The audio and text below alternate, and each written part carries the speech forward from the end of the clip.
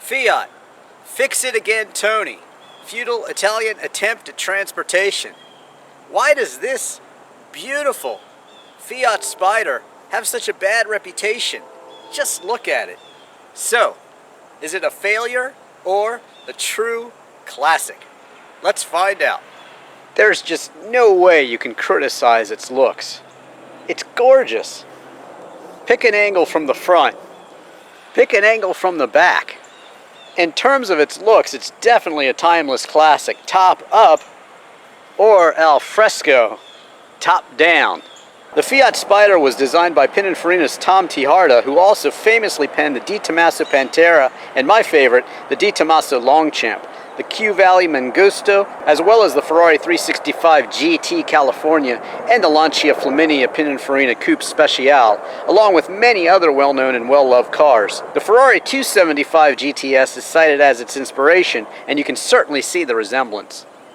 I love the way this car was prepared with the rally lights and without the bumpers. I do have the bumpers just in case, but I think it looks a heck of a lot better without them. The interior is classic Italian sports car as well. Everything you need, nothing you don't. Very minimalistic, but very stylish and chic too. To quote the Queen classic, this is no boy racer roll bar. This is actually a functional roll bar. Definitely needed if you want to take it on the track. And believe it or not, this car was built for the track. The bucket seats might look comfortable, and they are, but they do a pretty good job of holding you in when cornering quickly. A little storage back here. You do get shoulder belts, which is very nice, a real handbrake, and of course your ventilation for the heat and defrost.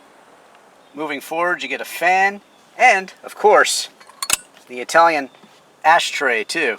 The Fiat 5-speed stick with reverse, some nice wood trim, in fact wood trim all around, nice Pininfarina emblem right here. Of course, the famous styling design house that designed many Ferraris, most famously, but many beautiful Fiats too. Along with the ashtray, you get a cigarette lighter, a light, which is nice. This is an aftermarket stereo. All the Italian controls with their quirky labels. Vents up top for defrost. The steering wheel's all business. Feels great in your hand as you try to hang on in the turns, because this thing is pretty quick and grips the road quite well. All the gauges you'd expect to see. Fuel, of course speedometer, temperature gauge, tachometer, and of course oil pressure. Standard ignition and nice 3-pedal setup too. Of course there's also the light switch and even some extra storage here and over here on the other side. And of course the standard roll-up windows. The glove box is actually surprisingly spacious as well. And look, you even get 2 seats back here, which are great for kids and good enough for adults in a pinch if you really need to. So there you have it, seating for up to 4 and an all business-like interior. Great for top-down fun and cruising in style and comfort. Engines range from 1.4 liters all the way up to 2 liters. My 1979 produces 82 horsepower when it was new, but its previous owner, who was a Fiat Lancia Unlimited member and an excellent mechanic, managed to squeeze out 20 more horsepower by using a carburetor and exhaust from an earlier model. The aftermarket Italian Anza exhaust also adds some pep, and sport springs, KYB shocks, fog lamps, and the ultra-cool 14-inch Maserati biturbo wheels all serve as the icing on the cake, in my opinion. 0 to 60 times range from about 8 to 12 seconds, depending on engine size and modifications, and fuel economy ranges between 20 and 34 miles per gallon, depending on engine size and, of course, driving style.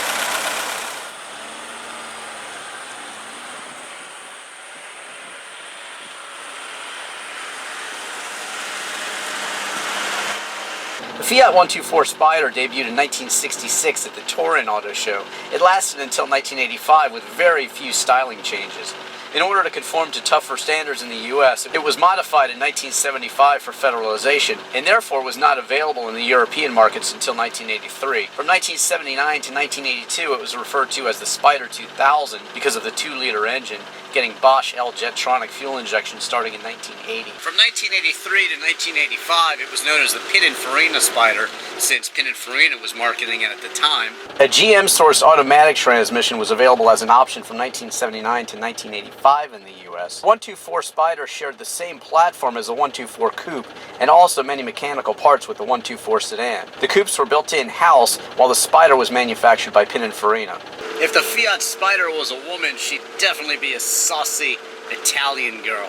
She'd look good in whatever she was wearing, of course, top down or top up.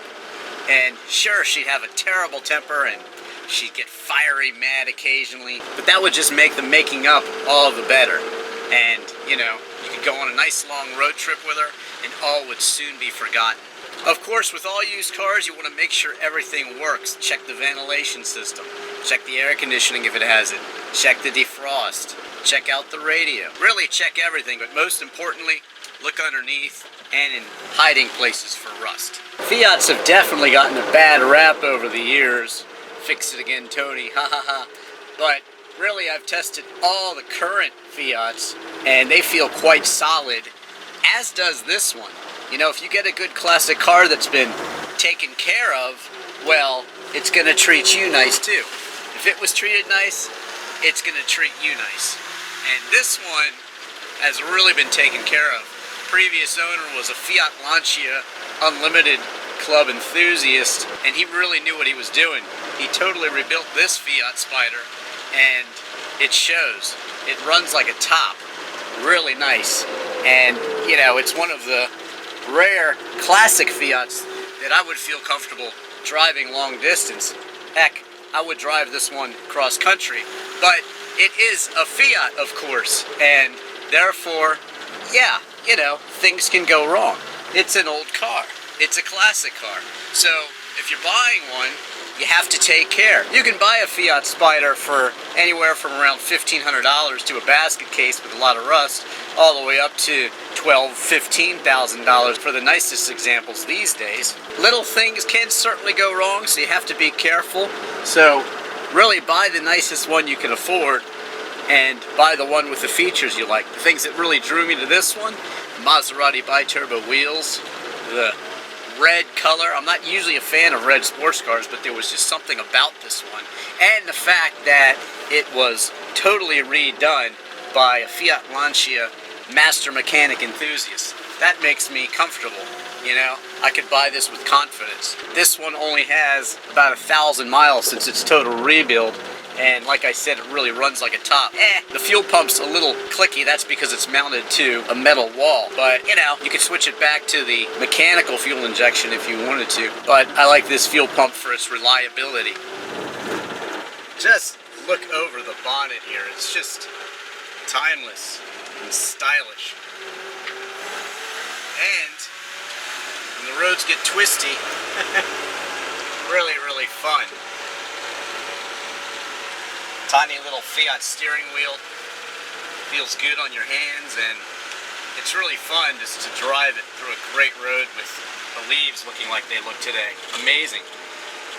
In the end, the Fiat Spider is really a versatile sports car, and it's really great for all occasions. You can drive it like a ground mom and get pretty decent fuel economy, or you can drive it like it's stolen on your favorite back road or even the track. This one has the roll bar to do so, and it won't let you down. It's a great car that you can really customize, add performance, and you can make these really, really quite fast. You can take it on a road trip. The trunk is actually pretty usable for a nice short road trip, maybe an extended weekend. You can certainly fit enough luggage in there for that. You can even take up to 3 friends along with you to enjoy the journey, so that makes it sweet too. But really one of the coolest things about it is that Fiat is reintroducing the Spider throughout the world. It's based on the Mazda Miata, so I think these cars are going to see a renewed popularity, and I think the values are going to start to climb, so it's probably a good time to get one if you want one. Right now, they're inexpensive relatively, and easy to maintain. Parts are readily available, and they really are extremely versatile and extremely stylish in that Italian car sort of way that's really a standout. Thanks for watching. Don't forget to subscribe to me on YouTube. Don't forget to follow me on Twitter. I'm Drivin Ivan.